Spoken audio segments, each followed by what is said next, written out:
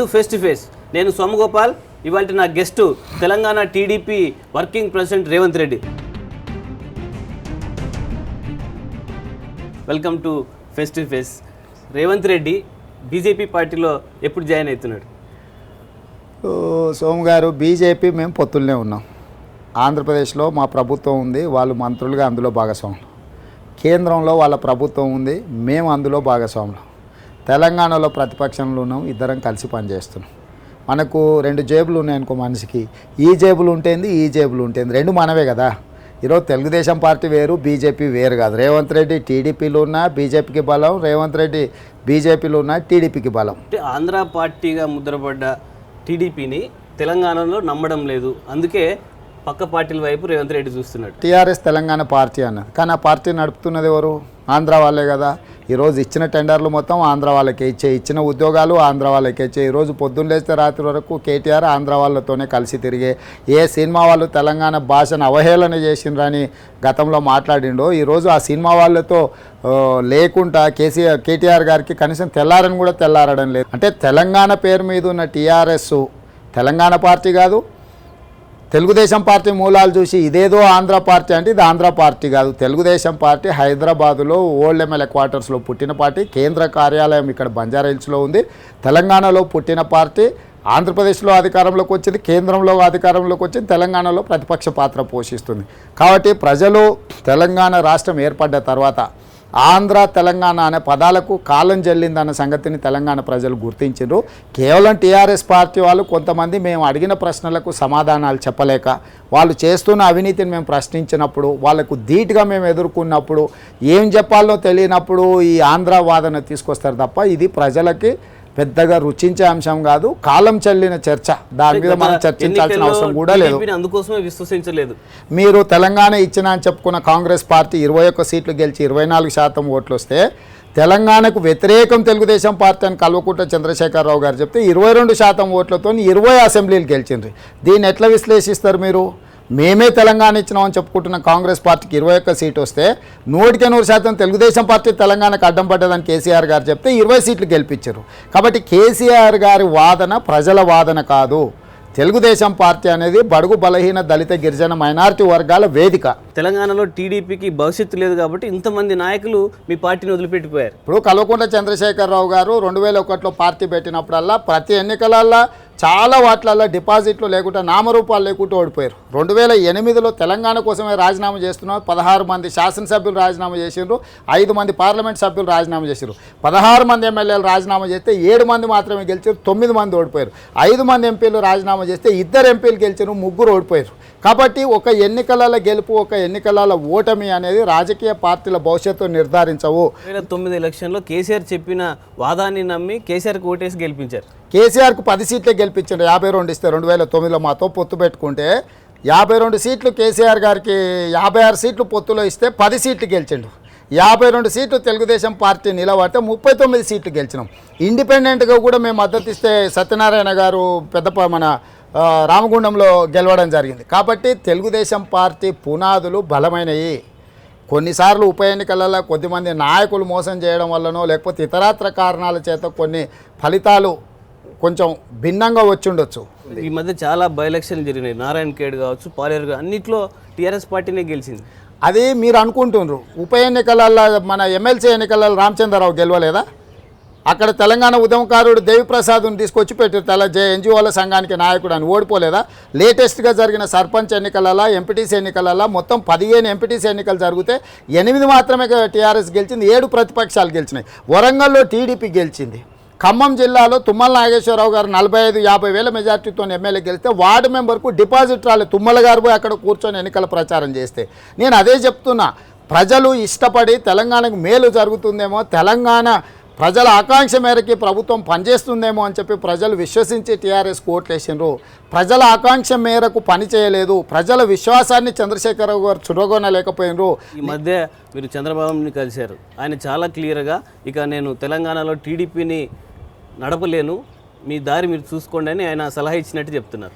మీరు సర్వస్వతంత్రంగా ఎదగండి. తెలంగాణ నాయకత్వాన్ని బలోపేతం చేసే బాధ్యత నాది. నరేంద్ర మోడీ గారు, అమిత్ షా గారు 29 రాష్ట్రాలలో తమ పార్టీని ఏ రకంగా నిర్వహిస్తున్నారో, స్థానిక నాయకత్వాన్ని పెంపొందించి స్థానిక నాయకత్వాన్ని ప్రోత్సహించి ఎట్లా నడుపుతురో, సోనియా గాంధీ, రాహుల్ గాంధీ ఏ విధంగా కాంగ్రెస్ పార్టీ నడుపుతురో, తెలుగుదేశం పార్టీని కూడా నేను, లోకేష్ బాబు గారు ఇద్దరం మిమ్మల్ని ప్రోత్సహిస్తాం, మీకు నాయకత్వాన్ని అందిస్తాం. మీరు సర్వస్వతంత్రంగా మీ తెలంగాణ రాష్ట్రంలో విధానాలు రూపొందించుకోండి. ప్రజలకు అవసరమైన మేరకు మీరు పోరాటాలు చేయండి. మీ నాయకత్వ లక్షణాలను పెంచుకోండి. ప్రజలకు అందుబాటులో ఉండండి. పోరాటాలు చేయండి. జాతీయ నాయకత్వంగా అన్ని రకాలుగా నేను ప్రోత్సహిస్తా అని చెప్పిండు. కానీ గిట్టనోళ్ళు ఇప్పుడు మీరు ఏదైతే ప్రశ్న అడిగినారో దాన్ని వాదనగా చూపిస్తున్నారు. పక్క రాష్ట్ర ముఖ్యమంత్రి రోజు వచ్చి ఇక్కడ కూర్చోలేడు కదా. ఇప్పటికి చంద్రబాబు, లోకేష్ తెలంగాణ టీడీపీని దాదాపు వదిలేసినట్టు కనిపిస్తుంది. దానివల్ల మీకు తెలంగాణ పార్టీగా మీకు లాభమైందా, నష్టమైందా? ఖచ్చితంగా లాభం అవుతుంది. వదిలేయలేదు. నేను మళ్ళీ అదే చెప్తున్నా. మీరు అటు తిరిగి అక్కడికే తీసుకొచ్చే ప్రయత్నం చేస్తారు. వాళ్ళు ఈ ప్రాంత నాయకత్వాన్ని ప్రోత్సహించడానికి ఇకపై ఫండింగ్ చేయలేనని చంద్రబాబు మీతో చెప్పినట్టు చెప్తున్నారు. మీరు అట్లా అనుకుంటే నేనేం చేస్తా? విన్నోని నేను ఏం చెప్పిండో నాకు తెలుసు. మీరు శత్రువులు ఎవరో చెప్పింది దాన్ని దృష్టిలో పెట్టుకొని మీరు ప్రశ్న అడగడం ఏం పెద్ద అంత గొప్పగా లేదు. తెలుగుదేశం పార్టీ ప్రజలలో ఉన్న పార్టీ, ప్రజల ఆకాంక్ష మేరకు పనిచేసే పార్టీ. ఖచ్చితంగా ప్రజలు ఆదరిస్తారు. తెలుగుదేశం పార్టీ ముందుకు వెళ్తుంది. రేవంత్ రెడ్డి రహస్యంగా ఢిల్లీలో అమిత్ షాని కలిశారు, నిజమేనా? రహస్యంగా కలవాల్సిన పని ఉంది. కలవాల్సి వస్తే బహిరంగంగానే కలుస్తా. మేము పొత్తులో కలిసి ప్రభుత్వంలో ఉన్నాం, కలిసి పనిచేస్తున్నాం. దాంట్లో రహస్యం ఎందుకు? నేను మన పక్క పార్టీ వాళ్ళని కలుస్తున్నానా? కేసీఆర్ అమిత్ షాని కలిస్తే రహస్యము, టీఆర్ఎస్ వాళ్ళు బీజేపీ వాళ్ళని కలిస్తే రహస్యం. కానీ 2 రాష్ట్రాలలో ప్రభుత్వం ఎన్నికల కంటే ముందే ఎన్డీఏలోనే మేము కలిసి ఎన్నికలలో పోటీ చేసి గెలిచి పరిపాలనలో ఉన్నాం. మేము కలుసుకోవడంలో రహస్యం ఎట్లా అవుద్ది? తెలంగాణలో బీజేపీని బలోపేతం చేస్తుంది ఆ పార్టీ. అందులో భాగంగా బీజేపీలో చేరడానికి మీరు కలిశారని. తెలంగాణలో బీజేపీ బలోపేతం చేయడానికి ఎలాంటి ప్రయత్నం చేస్తలేరు. తెలంగాణలో ఉన్న బీజేపీ నాయకత్వం మొత్తం కేసీఆర్ కనుసైగలల్లో పనిచేస్తున్నారు.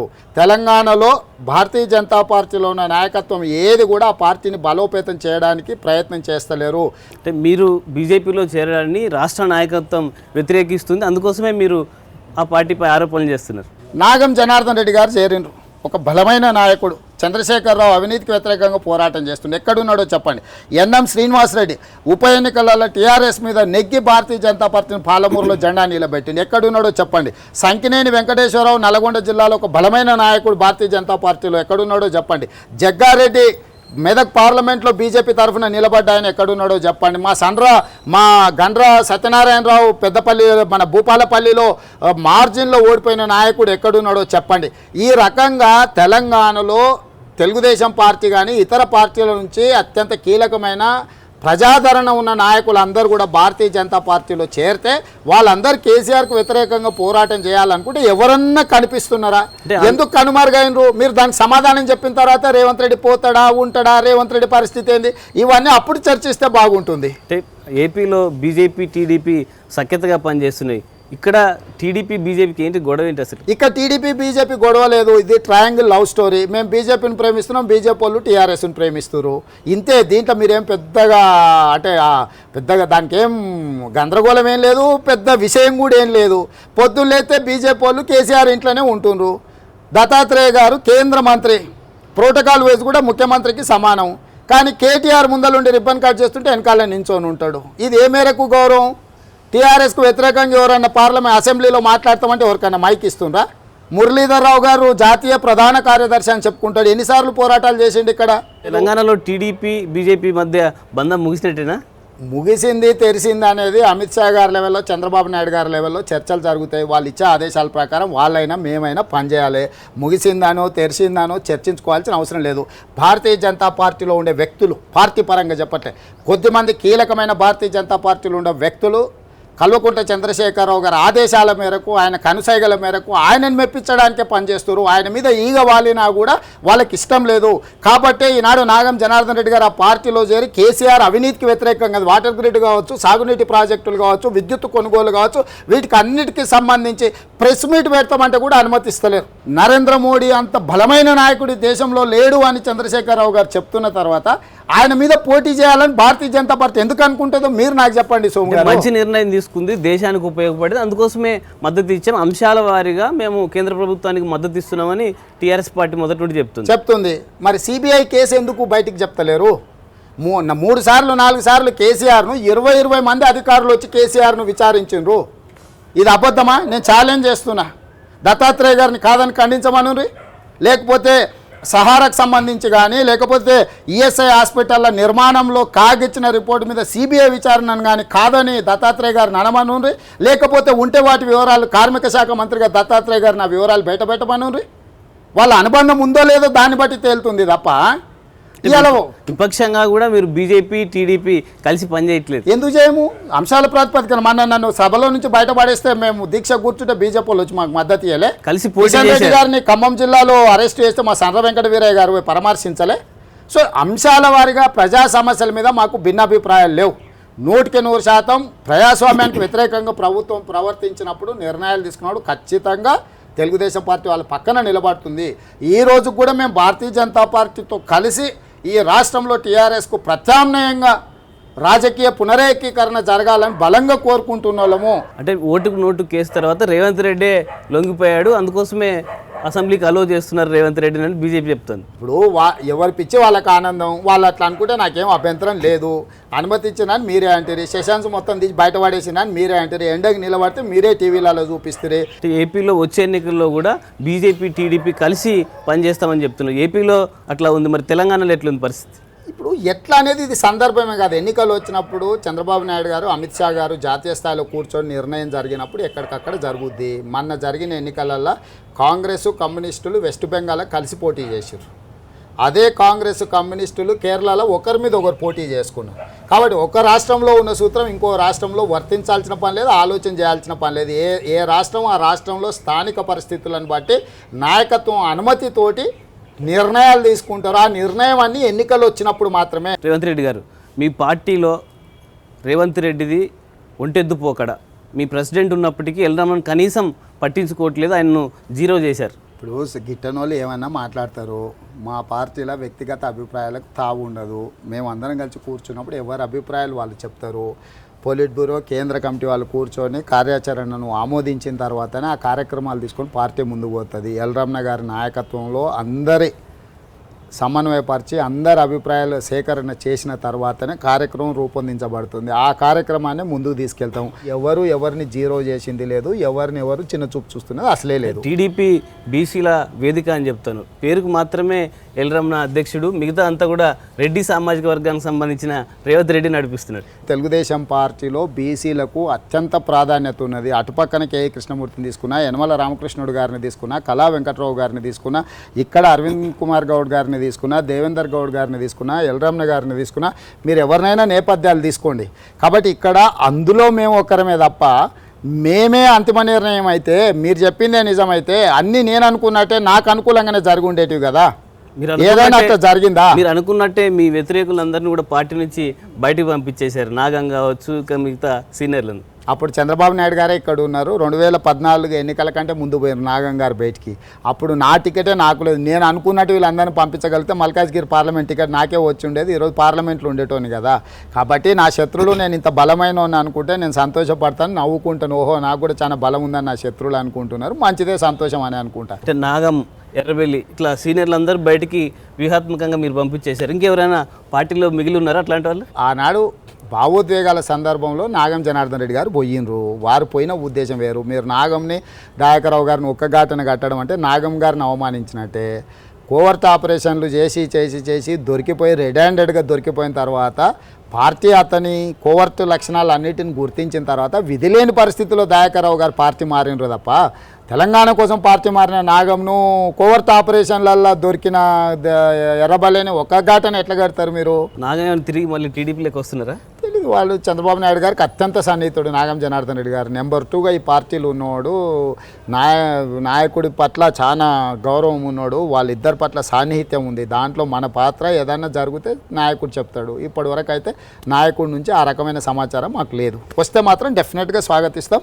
అలాంటి నాయకుల అవసరం కానీ ఇప్పుడు తెలంగాణ సమాజానికి ఉంది. భారతీయ జనతా పార్టీలో కేసీఆర్కు వ్యతిరేకంగా పోరాటం చేయడంలో ఇమడలేనప్పుడు ఖచ్చితంగా తెలుగుదేశం పార్టీకి వారు వస్తే వారికి పూర్వ గౌరవం ఏదైతుందో తప్పకుండా ఉంటుంది. అంటే సీనియర్లను కూడా ఎవరిని రేవంత్ రెడ్డి పట్టించుకోవట్లేదు, వాళ్ళను గౌరవించట్లేదు, అంతా తానే చేస్తున్నాడు, ఒంటరి పోరాటం చేస్తున్నాడు.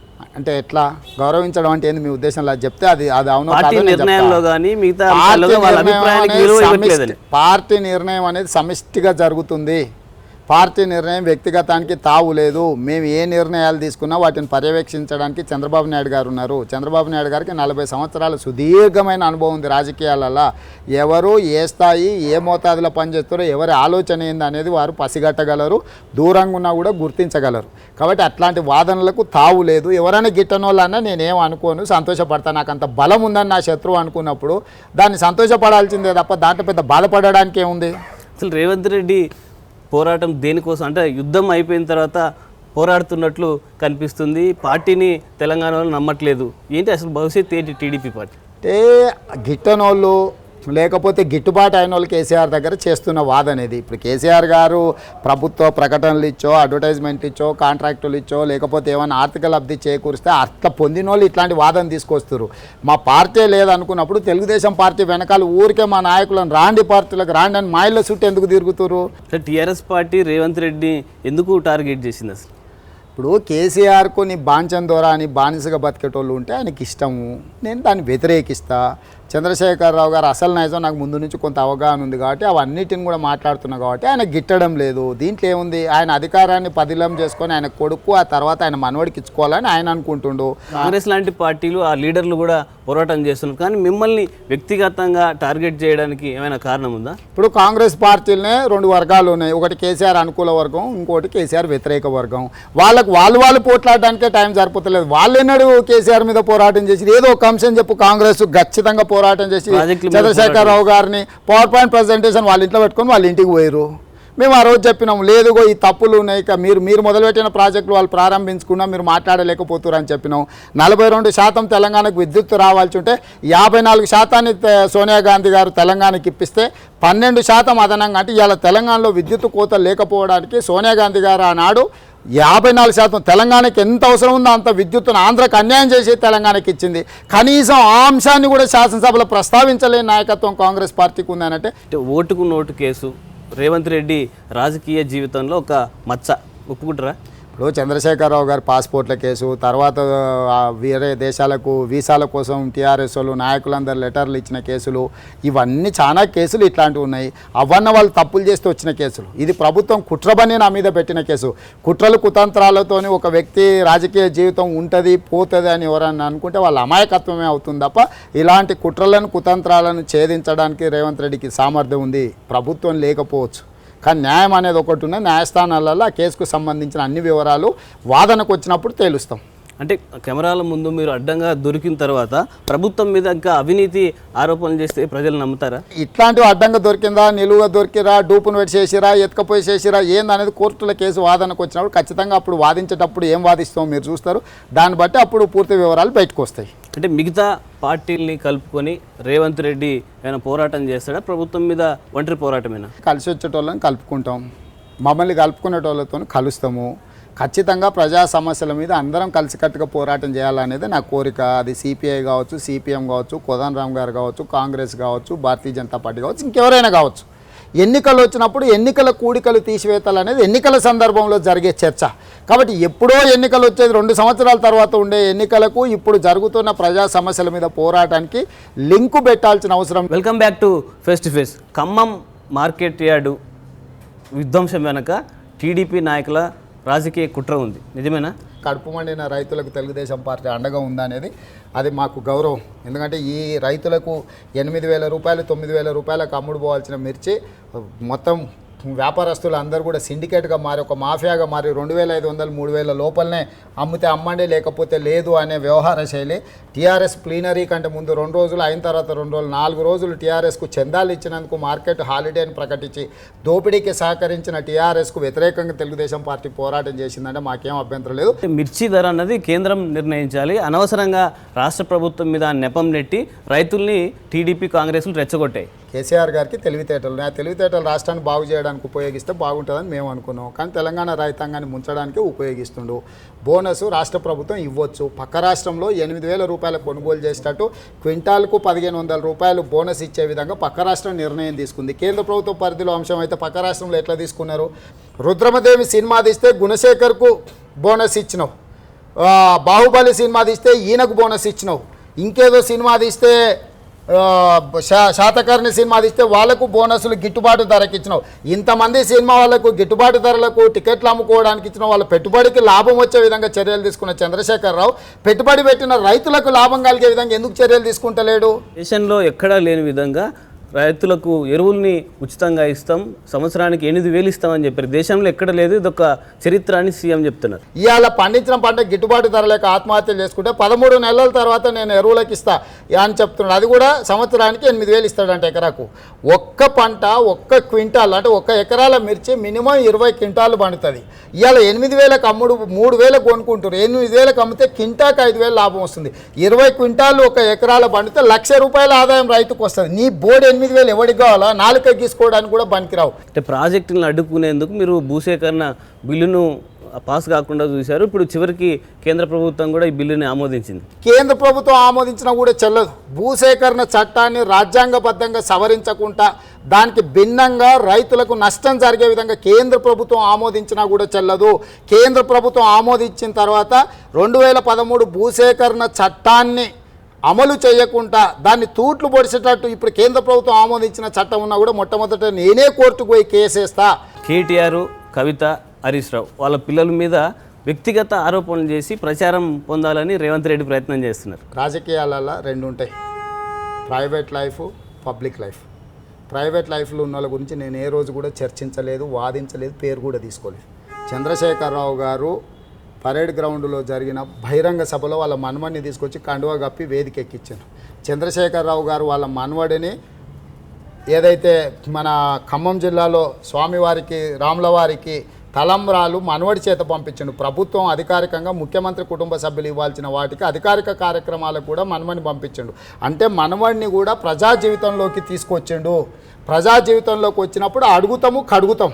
హరీష్ రావు, కేటీఆర్, కవిత వాళ్ళందరితో వ్యక్తిగతంగా మీకు సంబంధాలు ఇప్పుడే ఎలాగున్నాయి? అప్పుడైనా ఇప్పుడైనా కనిపించినప్పుడు రాజకీయాలలో మేమేం వాళ్ళేం పాకిస్తాన్ సైనికులు కానీ నేను భారత సైనికుని కాదు. 2 రాజకీయ పార్టీలు సిద్ధాంతపరంగా వైరుధ్యాలే ఉంటాయి తప్ప వ్యక్తిగత కక్షలు ఉండవు. ఎదురుపడ్డప్పుడు పలకరించుకుంటాం. గతంలో తెలంగాణ ఉద్యమం చేసినప్పుడు అందరం కలిసే తెలంగాణ రాష్ట్రం రావాలనుకున్నాం. మీ పాత మిత్రుడు జగన్ కూడా ఈ మధ్య మీరు కలుసుకున్నారు, ఏం మాట్లాడుకున్నారు? పాత మిత్రుడు ఎందుకు? జగన్కు నాకేమైనా ఫ్యాక్షన్ ఉందా? సేమ్ హరీష్కి ఏం సిద్ధాంతం వర్తిస్తుందో జగన్ కూడా అదే సిద్ధాంతం వర్తిస్తుంది. వాళ్ళు ఒక పార్టీ, రాజకీయంగా మమ్మల్ని అణగదొక్కాలనుకున్నారు. ఆ రోజు మేము ఆ పార్టీ మీద పోరాటం చేసినాం. నేను తెలుగుదేశం పార్టీ, ఆయన వైఎస్ఆర్ పార్టీ. 2 ప్రత్యర్థి రాజకీయ పార్టీలకు భిన్నమైన వాదనలు ఉంటాయి, సిద్ధాంతాల వైరుధ్యాలు ఉంటాయి. నేను తెలుగుదేశం పార్టీలో చంద్రబాబు నాయుడు గారి నాయకత్వంలో పనిచేస్తున్నవాడిని. ఆ నాయకత్వాన్ని వ్యతిరేకించేది జగన్మోహన్ రెడ్డి. ఖచ్చితంగా మాకు వైరుధ్యం ఉంటుంది. రేవంత్ రెడ్డి పొలిటీషియన్ నుంచి ఇప్పుడు లేటెస్ట్గా కాంట్రాక్టర్గా మారారు. ఏపీ గవర్నమెంట్ నుంచి దాదాపు 500 కోట్ల కాంట్రాక్ట్ తీసుకున్నారు. వ్యాపారం చేయడం తప్ప? నాకు కాంట్రాక్టు లేదు, నేను పనిచేస్తలేను. కానీ ఒకవేళ చేసినా కూడా అది తప్పు కాదు. నిబంధనలకు విరుద్ధంగా ఎవరికైనా వచ్చిన దాన్ని గుంజుకుంటేనో లేకపోతే నిబంధనలు ఉల్లంఘించి నాకు ఎవరైనా ఇస్తేనో తప్పు. మీరు ఏదైతే 500 కోట్ల కాంట్రాక్ట్ అంటుండ్రో నాకు 5 పైసల కాంట్రాక్ట్ కూడా లేదు, అది వేరే విషయం. ఏదైనా చేసినా కూడా తప్పు కాదు. ఇప్పుడు చాలామంది కాంట్రాక్టులు వేస్తారు, అందరిని అంటున్నామా? జగన్మోహన్ రెడ్డి కుటుంబ సభ్యులు కూడా కాంట్రాక్టులు చేసుకుంటారు ఆంధ్రప్రదేశ్లో. రేవంత్ రెడ్డి టీడీపీ పార్టీ వీడకుండా ఈ కాంట్రాక్ట్ ఇచ్చారు. ఎవరికన్నా ఆనందం ఉంటే మంచిదే కదా. రేవంత్ రెడ్డిని కొనుక్కుంటాము, కొనుగోలు చేస్తాం. 500 కోట్లు ఫ్రీగా వస్తాయా? పని చేస్తేనే కదా వచ్చేది బిల్లులు, పని చేయకుంటే ఏమైనా వస్తాయా? కాబట్టి కాంట్రాక్ట్ ఏ రాష్ట్రంలో అయినా చేసుకోవచ్చు. ఈ రాష్ట్రంలో ఏమున్నది సోమగోపాల్? దాంట్లో అడగడానికి లేదు, అర్థం లేదు. అదే దాని ఉంటే జగన్మోహన్ రెడ్డి ఈ పార్టీకి ఊరుకుండేటోడా మాట్లాడకుండా? అపనంగా రేవంత్ రెడ్డికి 500 కోట్లు ఆంధ్రప్రదేశ్లో ఇస్తే రాజకీయ వసూళ్ల కోసం అన్ని కంపెనీలను, అన్ని పార్టీలను, కాంట్రాక్టర్లను, రాజకీయ నాయకుల్ని రేవంత్ రెడ్డి టార్గెట్ చేస్తున్నారు. నకిలీ విత్తనాలు అమ్ముతున్నారు. మీరు కింద డీలర్ల మీద పీడీ యాక్ట్ కేసులు పెడితే కుదరదు. నకిలీ విత్తనాలు తయారు చేసి రైతులకు నష్టం కలిగించే వాటి మీద చర్యలు తీసుకోండి అని నేను కేసు వేసిన. కాబట్టి నేను వచ్చినప్పటి నుంచి ప్రభుత్వాలకు వ్యతిరేకంగా, ముఖ్యమంత్రులకు వ్యతిరేకంగా, అధికారంలో ఉన్న పార్టీలకు వ్యతిరేకంగా నేను పోరాటం చేస్తున్నా. నేను ఇలాంటివి చేస్తే ఆ ప్రభుత్వాలు, ఆ వ్యక్తులు నన్ను ఇచ్చిపెడతారా? కేసులు పెట్టకుండా ఊరుకుంటారా? ఇవాళ ఏ దానికి పోయినా కూడా నేను ఏ ఊర్లో పోయి మీటింగ్ పెట్టి వచ్చినా నా మీద అక్రమ కేసులు పెడుతున్న చంద్రశేఖరరావు మీరు చెప్పింది నిజమైతే ఆ కేసులు పెట్టకుంటూ ఊరుకుంటాడా? కాబట్టి ఇవన్నీ రాజకీయాలలో ప్రత్యర్థులు నేను అడిగిన ప్రశ్నలకు సమాధానాలు చెప్పలేక నేను బయటపెట్టిన వివరాలకు వివరణ ఇచ్చుకోక చేస్తున్న ఆరోపణలు తప్ప దీంట్లో ఏం పెద్ద పసలేని వాదన. Okay, thank you sir. ఇది ఇవాళ ఫేస్ టు ఫేస్. మరో ఎపిసోడ్లో మళ్ళీ కలుద్దాం. Signing off.